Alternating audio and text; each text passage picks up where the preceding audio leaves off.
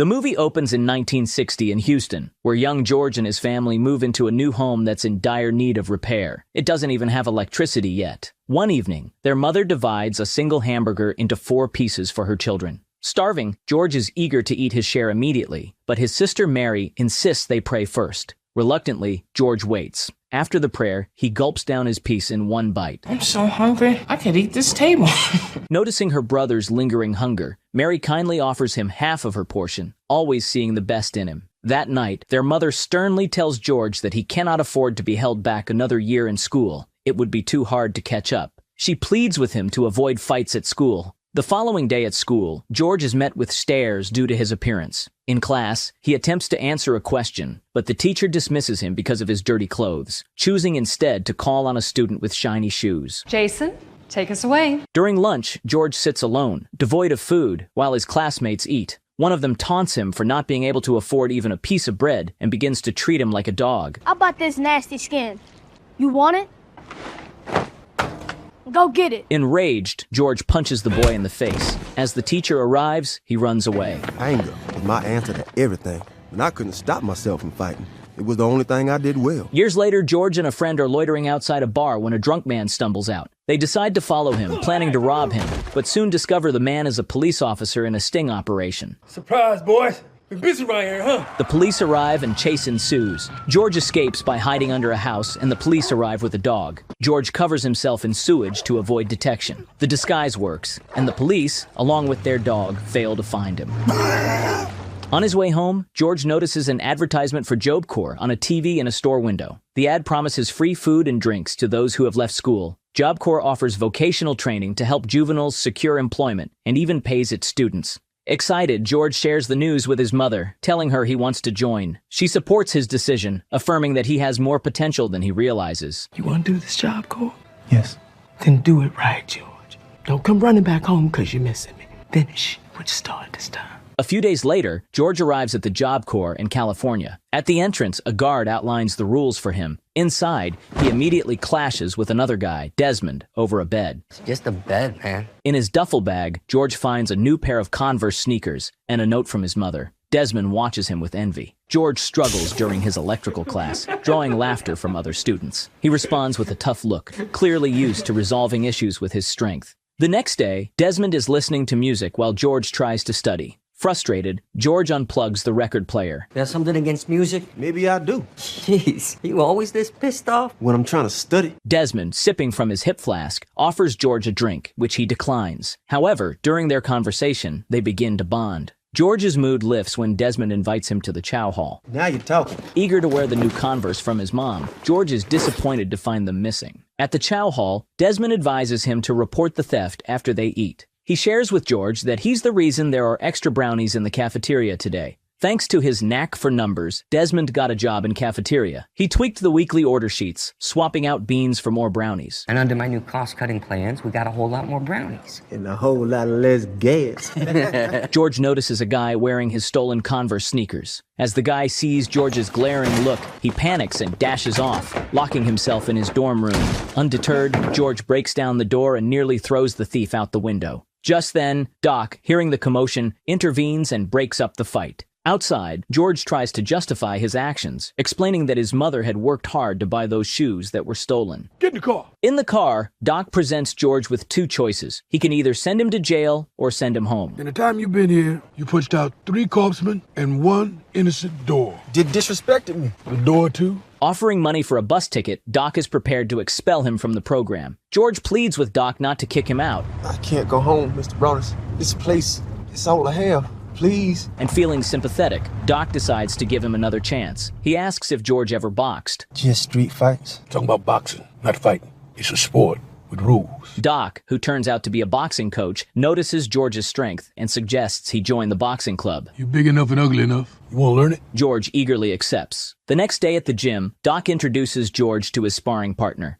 George reacts poorly to his opponent's jokes, showing aggression, but Doc reminds him that they're not here to kill each other. George enters the ring. Meanwhile, being good with numbers, Desmond offers spectators to make their bets. When the sparring begins, George tries to hit hard, but his lack of technique makes him an easy target. Be still! And he is quickly knocked down, drawing laughter from the onlookers. Humiliated, George storms out and punches a heavy bag so hard that it falls, silencing everyone instantly. In the locker room, Doc calms George down, explaining that 6 months earlier, his opponent was as inexperienced as George is now. Doc assures him that with proper training, he can reach the same level. Frustrated, George mentions the laughter from the other guys, but Doc insists that he must ignore the opinions of others and focus on his training. Doc begins to train George rigorously, teaching him various boxing techniques and tactics. George finds footwork and coordination challenging, but Doc emphasizes that boxing is as much about strategic thinking as it is about physical skill. One day, George calls home, and the conversation goes well until he mentions he's learning to box. His mother expresses her disapproval of fighting. No, I'm not fighting. Then what do you call it, George? It's boxing. It's a sport with rules. God knows I don't want you to be fighting. God,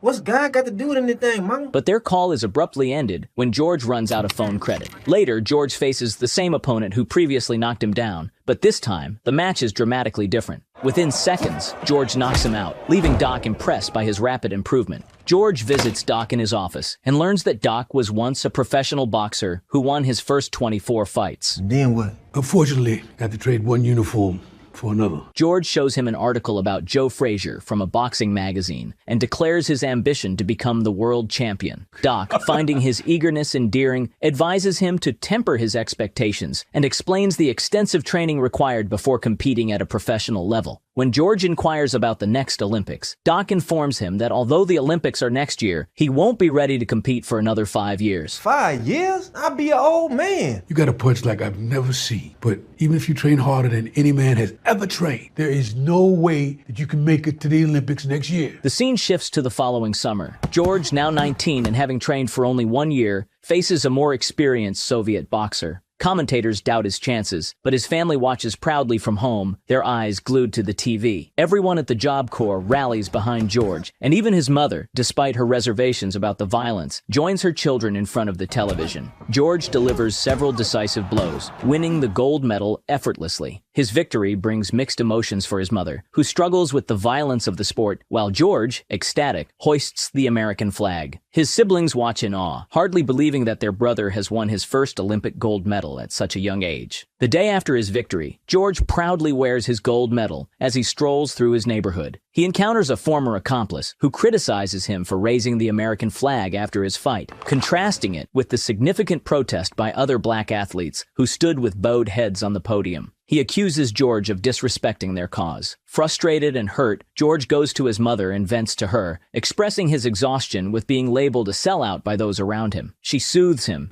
Let me make you something to eat. Anything you want. I'm not hungry.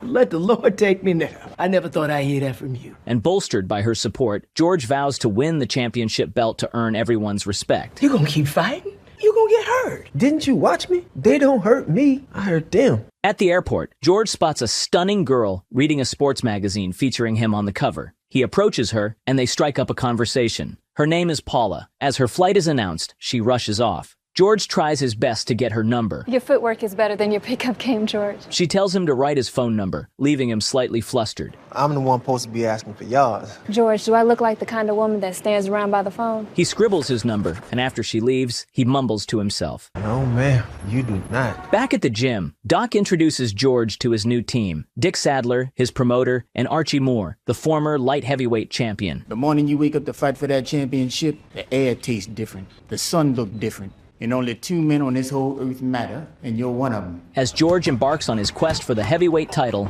he defeats his opponents one by one, each victory bringing him closer to his goal. Under his coach's guidance, he prepares to face Joe Frazier. Meanwhile, Paula calls George, and they begin dating. She becomes a regular at his fights, supporting her boyfriend as he improves his record to 22-0. Eventually, George and Paula get married. Do you take this woman to be your wife? You bet I do. After securing his 36th win, his coaches announce that he is ready for the title fight. The big day arrives in Jamaica, the title fight between George Foreman and Joe Frazier. George is the underdog, especially since Frazier defeated Muhammad Ali 2 years ago, and hardly anyone believes George stands a chance. The crowd chants fervently for Frazier. He takes a heavy left hook early in the first round but responds with powerful body shots. Frazier lands another of his signature left hooks, but just before the round ends, George delivers a massive uppercut, knocking Frazier down. The bell rings, giving Frazier crucial recovery time. Undeterred, George dominates the subsequent rounds, knocking Frazier down several times until the referee is forced to stop the fight. To everyone's astonishment, George is declared the new heavyweight champion of the world. At the after-party, George is surrounded by cheers and a flurry of journalists. Amid the excitement, a charming woman catches his eye. He also approaches Desmond, offering him a role as his financial manager, acknowledging his knack for numbers. Impressed but taken aback, Desmond agrees, promptly pouring out his drink, as George insists he stop drinking. Later, George returns to his hotel room to find that same woman on his bed.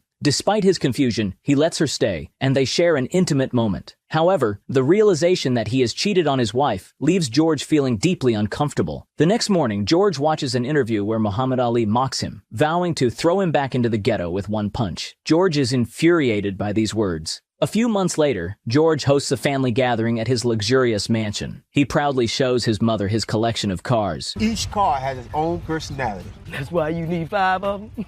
5. Where do you see my garage?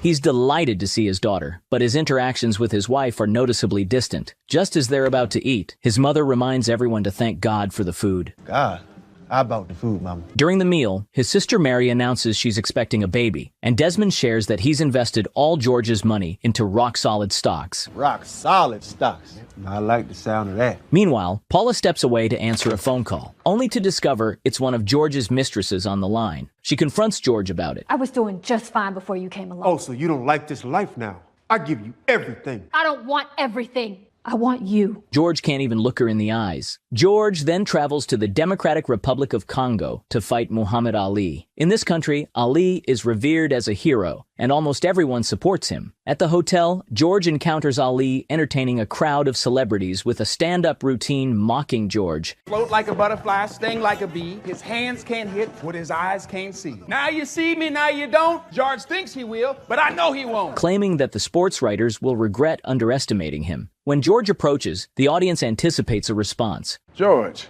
we was just talking about a different fighter. But he chooses to walk away in silence, leaving Ali to continue captivating the spectators. Well, if he boxes how he does interviews, it's gonna be a short night. I feel sorry for Ali. Foreman could put him in the morgue. Due to Muhammad Ali's immense popularity in the country, the crowd chants the legendary phrase, Ali Bomaye, which means Ali, kill him. Despite this, commentators speculate that after Foreman's dominating performance against Frazier, Ali seems unlikely to stand a chance. As the fight begins, George takes control, landing several significant punches while Ali attempts to float like a butterfly and sting like a bee. Ali's continuous taunts and mockery only fuel George's anger. That's all you got, George? They told me you was bad, George. Let me see it. Throughout the fight, George aggressively pushes Ali against the ropes, delivering powerful punches. Ali demonstrates his defensive prowess, managing to counterattack periodically. However, George's aggressive style gradually drains his gas tank, visibly tiring him as the rounds progress, while Ali remains relatively fresh. During a break, while Dick and Archie urge George to keep up the pressure, Doc is visibly concerned by the advice, noticing George's increasing fatigue and slower movements.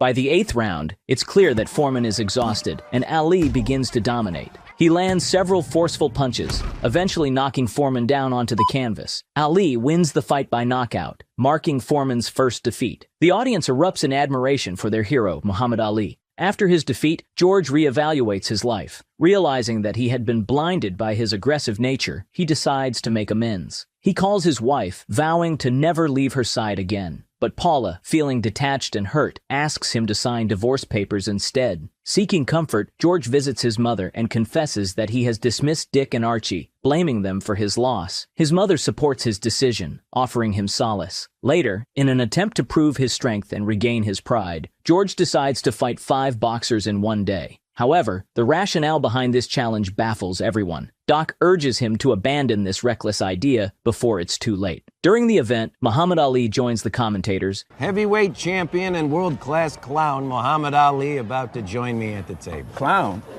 Howard, don't get hurt now. And as the fight progresses, he captures the crowd's attention, who chant his name. Ali! Ali! Ali! Frustrated and seeking redemption, George challenges Ali to a rematch, sparking an argument between them. Despite the distractions and tensions, George completes his daunting challenge, defeating all 5 fighters and knocking out 3 of them, demonstrating his enduring strength and skill. After the fight, Doc confronts George in the dressing room, questioning what he hoped to gain from fighting 5 opponents in one day. Respect. He advises George to return to fighting opponents one at a time. Their conversation is abruptly interrupted by a message for George. Rushing to the hospital, George learns that his pregnant sister Mary has started bleeding and was urgently hospitalized. Well, you tell them whatever it costs. I'll pay for it. We need the best doctors. We already got the best doctors, George.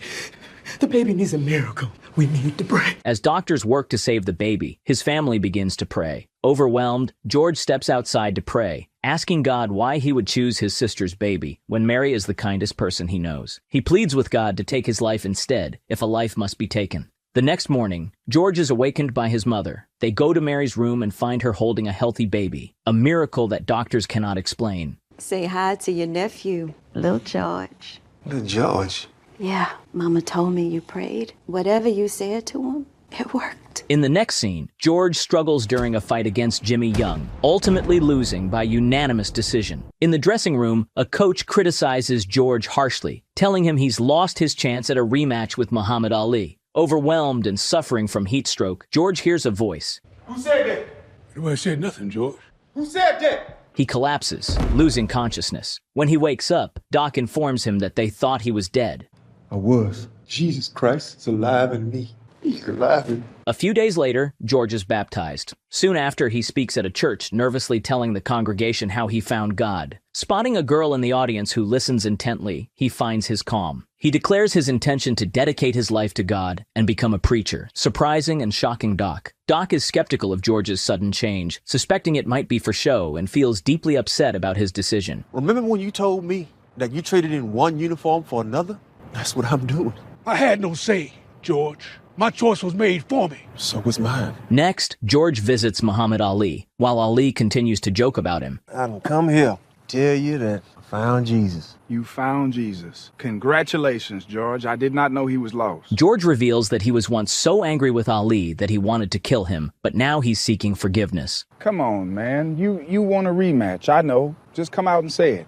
All you got to do is fight Kenny Norton one more time, knock him out. Then I'll give you another shot at the title, and then we'll both get paid, huh? Praise Jesus. George reassures him that it's not a joke, and after a heartfelt conversation, they reconcile and eventually become friends. George then visits his ex-wife and children. He apologizes sincerely for his past behavior, hoping to make amends. During his next visit to the church, he approaches the girl he noticed before and strikes up a conversation. She finds it hard to believe that a former boxer like him could truly transform into a preacher. In response, George takes a microphone and steps outside the church to preach and inspire passers-by to follow God. Although some mock him, he remains calm, showing his growth in handling anger. But the Lord changed my life. Was it the Lord who changed you? It was Jimmy Young. I seen him beat the hell out of you. The girl watches from a distance, impressed by his sincerity. Later during lunch, she apologizes for doubting him, explaining that his reputation had made her skeptical. Now, seeing his true intentions, she introduces herself as Mary, and they discover a mutual attraction. George drives her to an old, abandoned church, sharing his dream of buying it to establish his own congregation. 7 years later, George's dream has come true. He preaches in his own church, supported by his wife, Mary, and their children. After a service, a woman approaches him with her grandson, asking George to train the boy who has fallen in with a bad crowd. Well, I'd sign up to train with Ali, but not the guy who lost to him. George declines, suggesting they find guidance in the Bible instead. A week later, while playing with his kids at home, George sees a news report that the boy was arrested for committing a crime. He feels a deep regret for not agreeing to train him. George discovers an old building ideal for his plans and instructs his financial manager to purchase it. We see Desmond is still struggling with drinking problems. They renovate the space, and within a few months, the gym is thriving with students. George hires several coaches and even dedicates a section of the gym as the Muhammad Ali study hall. However, a year after opening, during a class, the electricity suddenly goes out. The power company reveals that they have not received any payments. Worse, Desmond is nowhere to be found. Frantic, George visits the bank and learns that Desmond invested all his money in high-risk stocks, which have now tanked, leaving his investment account empty. He put them into solid stocks to set me up for life. No, these were all high-risk gambles. The bank threatens to repossess the property, including his mother's house. Enraged, George got the whole town looking for Desmond. Despite his anger, his mother urges him to forgive Desmond. George eventually finds Desmond in a bar trying to escape. George catches him up and nearly kills him. Realizing what he's doing, George forgives Desmond. To salvage his financial situation, George resorts to starring in a sauce commercial and selling merchandise. Despite these efforts, his wife Mary informs him that they are still far from resolving their financial crisis. As the bank begins to seize his property, George sinks into depression. He dusts off his old boxing gear, trying to reconnect with his past as a boxer. He confides in Mary that he has asked a friend to give the upcoming sermon in his place, feeling he can't preach on living rightly when he's lost everything. He wants to fight again, and Mary is against it. She's afraid his rage can come back. There's only two things I know how to do. That's box and preach. And preaching won't pay the bills. George seeks out Doc, asking him to train him once more. Doc is initially resistant, reminiscing about how heartbroken he was when George quit. He explains when Joe Louis tried to come back, Marciano almost killed him in the ring. Joe Louis tried to start at the top, but we'll start at the bottom. You're old. They'll call us a circus act. But not if we keep winning. However, George manages to reassure him by telling words that his coaches once told him. The air's gonna taste different. The sun, that's gonna look different. And only two men on this whole earth is gonna matter. And we'll be the both of them. Hearing this, Doc's eyes immediately light up. He says George need to lose weight first, and then they can start training. Motivated, George struggles into his old gym clothes. I think my gym clothes shrunk. He begins training with his son. Hey, George, take it easy, man. You're gonna have a heart attack. That's nasty, George. He has hard time during workouts, supported unexpectedly by Mary, who helps him stick to his diet. After months of effort, George successfully makes weight and returns to Doc, ready to train fully. During a sparring session, George's speed is lacking, and he struggles to keep up with his opponent. Doc assures him they will adapt his style with new techniques. In the middle of the night, Mary wakes from a vivid dream. In the morning, she tells George that she had a dream. In the dream, the Lord spoke to her and showed her a vision of George winning the heavyweight championship again. He's gonna lift you up in the middle of that ring, so you'll lift him up in front of millions of people. Before his comeback fight, Doc suggests they need George's old anger to win, but George insists on approaching the fight without succumbing to his rage. It's fight. It's boxing. It's a sport. With rules. George enters the ring against Steve Zowski, telling Doc that he's scared to take his robe off in front of all these people. Last time they saw me, I looked like Superman. But now you look like the Michelin Man. This ain't no beauty contest. Everyone notices George is overweight. As the fight begins, George acts too calmly, even holding back his anger after getting punched after the bell. In the second round, George begins to dominate, leaving no chance for Zowski. Seeing that his opponent can't fight back, Foreman demands that the referee stop the fight. Stop the fight. Do your job. Come on. News of George's triumphant return spreads, celebrating him as a hero to fat, old, bald guys everywhere, marking a remarkable comeback not just in boxing, but in his personal journey as well. After a remarkable streak of 24 wins, 42-year-old George Foreman faces reigning champion Evander Holyfield in a match billed as the Battle of the Ages. Despite a valiant effort, George loses by unanimous decision. Post-fight, when he visits his bank, all the employees cheer for him. Although he didn't win the match, George is stunned by a payment of $12 million from HBO for the fight. Despite the financial windfall, he tells Mary that his job isn't over yet. Maybe I heard him wrong, George. You heard him right. He did his part. We have to do ours. 3 years later, Michael Moorer defeats Holyfield to win the title, and now George is a contender once again. At 45, no one believes George stands a chance against the 26-year-old Moorer, a powerhouse with 30 wins by knockout and the first Southpaw heavyweight champion. Moorer's undefeated record and formidable prowess make him a daunting opponent. How can you beat that man? As the fight unfolds, Moorer dominates the early rounds, with George barely hanging on. Everyone at his gym, including his mother, roots for him. After the 9th round, his cornermen suggest he should throw in the towel. 9 rounds against the best in the world. There's no shame, son. However, in the 10th round, George lands a devastating right hand, knocking Moorer to the canvas. Against all odds, George Foreman wins the title, becoming the oldest heavyweight champion in history. Thank you. I thank you.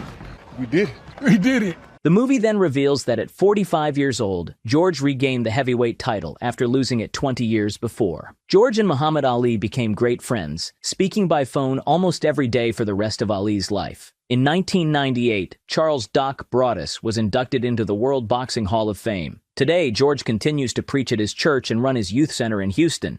Guys, if you're interested in making money on YouTube, check out my personal channel by clicking on this picture or the link in the description. On my channel, I'll explain how to start a YouTube channel, create videos, and monetize them. I hope you enjoyed the video. If so, please leave a like and let me know what you think about this movie and George Foreman's career in the comments.